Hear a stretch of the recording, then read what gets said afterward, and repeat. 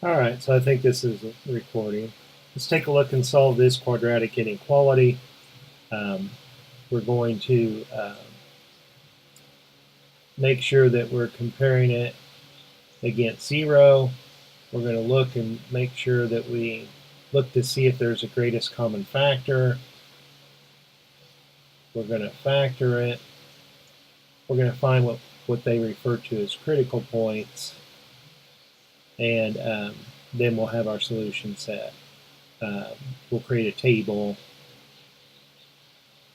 to help us determine our solution set. All right, so it's already compared against 0. There is no greatest common factor. With a leading coefficient of 1, it's extremely easy to factor. Most people don't even need the x, because you can just look at it and see that two numbers that multiply, or that two expressions that multiply together to give us the top expression, but add to give us the bottom expression of positive 5x and negative 2x. With a leading coefficient of 1, we do not have to come down and make a table. We can just come over and use the 5 and the negative 2 and say x plus 5 and x minus 2. So we're going to use negative 5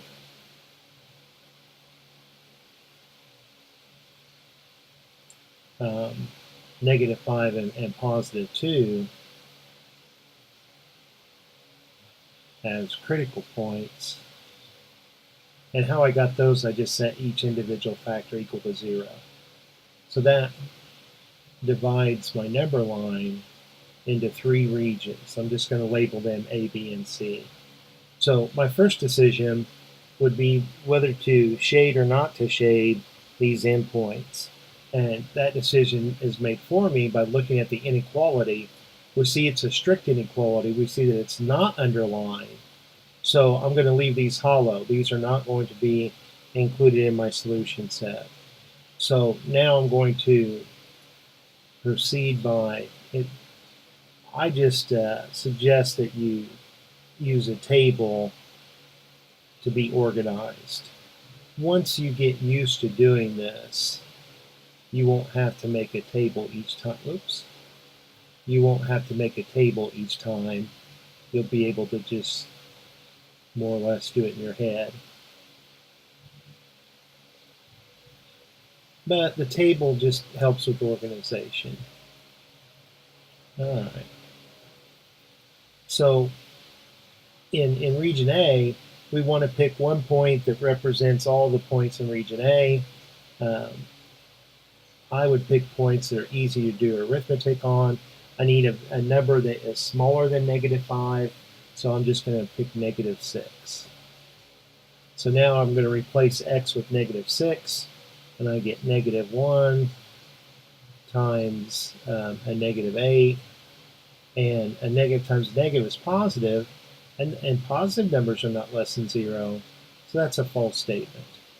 So since that's false, I'm not going to include any point in region A in my solution set. In region B, since these points are, I see that I'm going from negative numbers to positive numbers, 0 is a member of region B.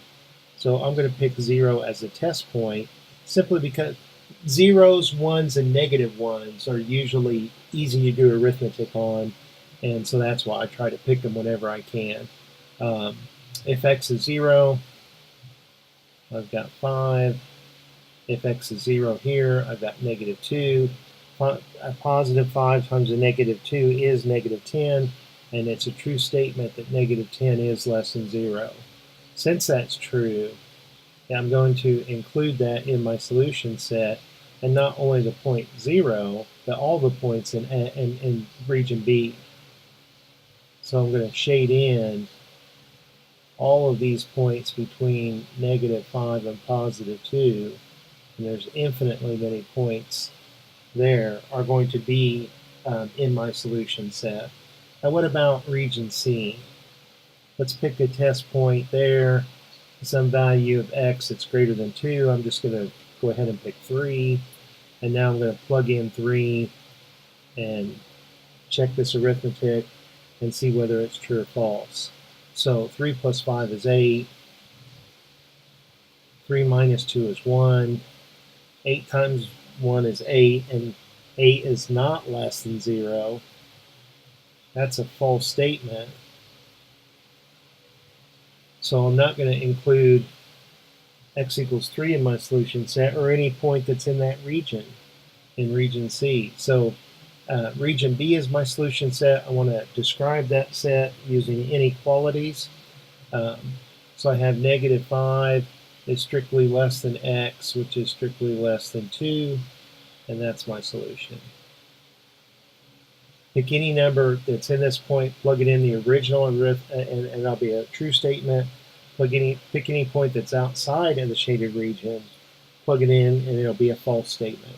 All right, well, I hope that helps. Don't be afraid to ask questions, and I'll talk to you later. Bye.